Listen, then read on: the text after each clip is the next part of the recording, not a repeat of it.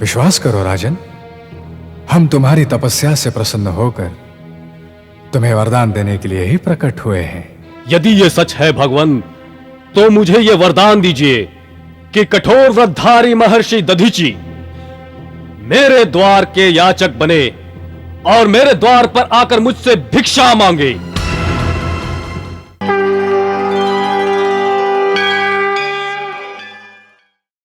हे भगवान, मैं तो कहता हूं, जब दक्ष ने हमें वचन देकर वचन भंग कर डाला है, तो हमें भी यज्ञ का बहिष्कार करके वचन भंग कर देना चाहिए।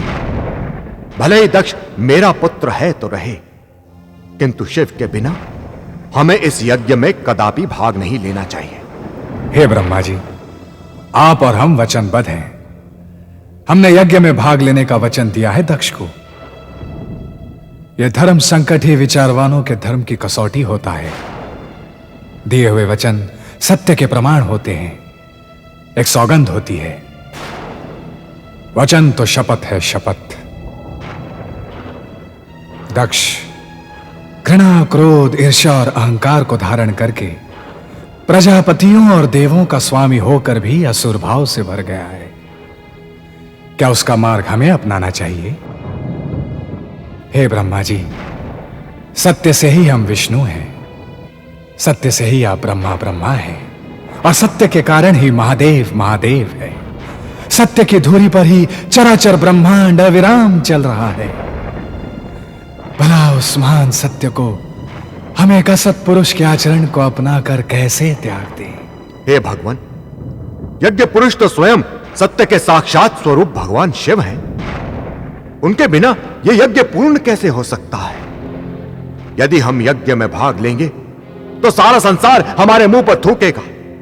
हम सदा के लिए उपहास के पात्र बन जाएंगे। फिर भला हम शिवद्रोही को कौन मुंह लगाएगा? कौन? हे ब्रह्मा जी, यही तो दुविधा है।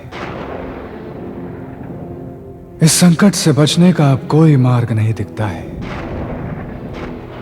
आप यज्ञ का ब्रह्मा बनने का वचन दे चुके हैं, और आपके अगुआ बनने के कारण हमने भी बिना विचार किए यज्ञ पुरुष बनने का वचन दे डाला है। और यदि हम यज्ञ में भाग नहीं लेते हैं तो यज्ञ नारायण का अपमान होगा, जग की मंगलकारी वैदिक परंपराओं का खंडन होगा। हम दुविधा के ऐसे दो राहे पर आ गए हैं जहां यह संकट ना निगला जा रहा है ना उगला जा रहा है। तो क्या भगवान, इस धर्म संकट से बचने का कोई उपाय नहीं है? मैं तो स्वयं दुविधा का मारा आपकी शरण में मार्गदर्शन के लिए आया था, और आप? हे ब्रह्मा जी, अब तो एक ही आशा की किरण दिखाई दे रही है। वो क्या भगवान? हर संकट की घड़ी में हमने माता भुवनेश्वरी की ही शरण ली है। क्यों ना हम माता भुवनेश्वरी के पास चलें? वही माता हमें इस घोर विपदा से उबारेंगी।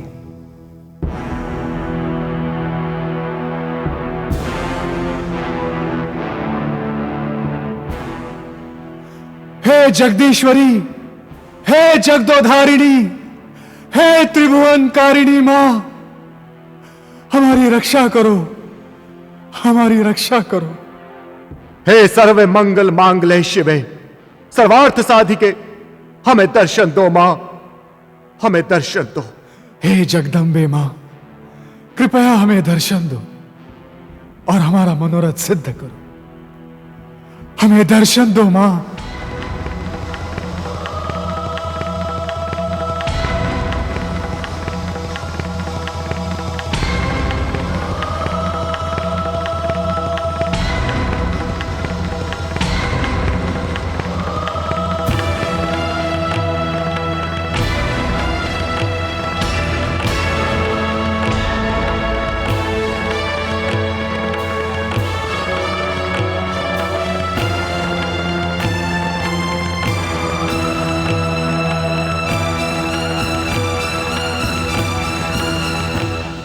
शुभम भवतु मंगलम। हे ब्रह्मा जी, हे विष्णु जी, क्या विपदा है आपकी?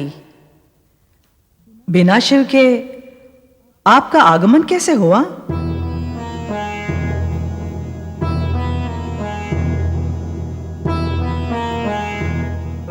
हे त्रिमूर्ति, आप द्विमूर्ति कैसे हो गए? हे अंतर्यामिनी माता, आप तो घट घट वासिनी हैं, परंतु हे माता, हम किस मुख से कहें कि बिना चाहे हम शिव के विरोधी बन गए हैं। आप और शिव के विरोधी? हां माते, यही पीड़ा है हमारी। दक्ष प्रजापति ने छल से हमसे यज्ञ पुरुष बनने का वचन लिया है। हे भगवती, हमें यज्ञ का ब्रह्मा बना दिया है। अब हम वचन देकर यज्ञ में भाग लेने के लिए विवश हो गए हैं। हे जगदम्बिके, हम यदि यज्ञ में भाग लेंगे तो सारे ब्रह्मांड में शिवद्रोही बन जाएंगे। बिना शिव के मुझ विष्णु और इन ब्रह्मा को कौन मान्यता देगा? शिवद्रोही बनकर हम संसार के मानचित्र से मिट जाएंगे मां। हम उपहास के पात्र बन जाएंगे मां। त्रिलोकी में हमारी थू थू हो जाएगी। हम शिवद्रोहियों का अब कैसे कल्याण होगा मां? कृपया मार्गदर्शन करें। हे ब्रह्मा जी और विष्णु जी, आप दोनों तो शिव तत्व के ज्ञाता हैं। ये भली भांति जानते हैं कि शिव द्रोहियों की रक्षा मैं स्वयं भुवनेश्वरी भी नहीं कर सकती। हे देवों, मेरी सृष्टि चक्र का जो केंद्र बिंदु है वो शिव ही है। जिस प्रकार आकाश में ध्रुव तारे को केंद्र बिंदु बनाकर सप्तऋषि, सूर्य, ग्रह, नक्षत्र आदि तारे परिभ्रमण करते हैं, उसी प्रकार मेरे चराचर ब्रह्मांड रूपी श्री यंत्र की धुरी शिव ही है और उनकी गति मैं महेश्वरी हूं। मैं शरीर हूं तो हृदय शिव है। हे माता, तो क्या त्रिभुवन में जो अमंगल अपशकुन हो रहे हैं उनका कोई निवारण नहीं होगा? क्या असमय ही महाप्रलय उपस्थित हो जाएगा? हम ब्रह्मा और विष्णु का भी उसमें विलय हो जाएगा? हे आदि देवों, मेरी सृष्टि के विधान का मूल कारण कर्म है। कर्म की गति कभी भी टाले नहीं टलती। कर्म का फल सभी को भोगना पड़ता है, आपको भी और समूचे ब्रह्मांड को भी। हे माता, तो क्या हमने जो यज्ञ में भाग लेने का जघन्य अपराध किया है उसका फल हमें शिव के कोप के रूप में भोगना ही पड़ेगा? हे देवों, किसी भी घटना का निश्चित कारण होता है और उसका उद्देश्य भी उसी में छुपा होता है। श्राप और वरदान, दंड और पुरस्कार, ये सब सूर्य से निकली हुई किरणों की भांति सदैव प्रकट होती रहती है। वही तरंगे किसी के लिए दुख का कारण बनती है और किसी के लिए सुख का कारण बनती है। हे भगवती, हम आपके रहस्यमय वाणी को समझ नहीं पा रहे हैं। हे विष्णु जी, पद और मान के अहंकार से अंधे हुए दक्ष को वचन देकर आप दोनों यज्ञ में भाग लेने पर विवश हो गए हैं। आपको अपने दिए हुए वचन को मान देने के लिए उस यज्ञ में भाग लेना ही होगा। हे माता, आपने अभी अभी कहा कि आप शिवद्रोही की रक्षा नहीं करती, शिवद्रोहियों का सुरक्षा कवच नहीं बनती, फिर भी आप हमें यज्ञ में भाग लेने का आदेश दे रही हैं? ये आदेश नहीं, आप दोनों की नियति है। हे भगवती, हम आपकी लीला समझ नहीं पा रहे हैं। हमारी दुविधा का हरण करें मां, हरण करें। हे देवेश्वरों, जैसे प्रलय सृष्टि के नए सृजन की भूमिका होती है, उसी प्रकार कोई महाविनाश नए मंगल का शुभ आरंभ भी बन जाता है। महादेव शिव को लगा दक्ष का श्राप दक्ष प्रजापति के अभिमान के सर्वनाश का कारण भी बनेगा और जगत के नए वरदान का उद्घाटन भी करेगा। परंतु हे भगवती, हम तो सदा सर्वदा के लिए निस्तेज हो जाएंगे। हमारा आधार और अस्तित्व समाप्त हो जाएगा। आने वाले इतिहास में हमारा नाम स्वर्ण अक्षरों में नहीं, काले अक्षरों में लिखा जाएगा। हे देवों, आप दोनों को भी अपना कर्म फल भोगना ही होगा। आपको अपने अतीत के श्राप को वर्तमान में भोगना है।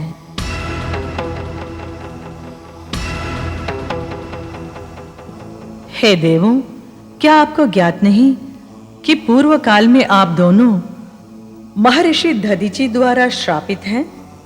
दधीचि का श्राप? महर्षि दधीचि? हाँ, उन महर्षि का श्राप क्या था, कृपया स्मरण कीजिए। ओम नारायण नमः। ओम नारायण नमः। ओम नारायण नमः। ओम नारायण नमः। ओम नारायण नमः। ओम नारायण नमः। ओम नारायण नमः।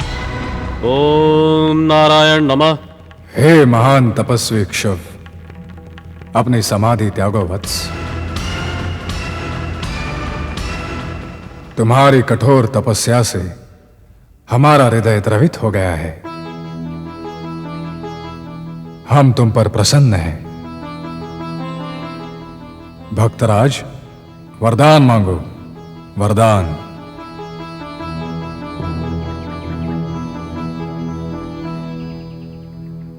हे शरणागत वत्सल नारायण, क्या आप सचमुच मुझे मेरा मनचाहा वरदान देंगे?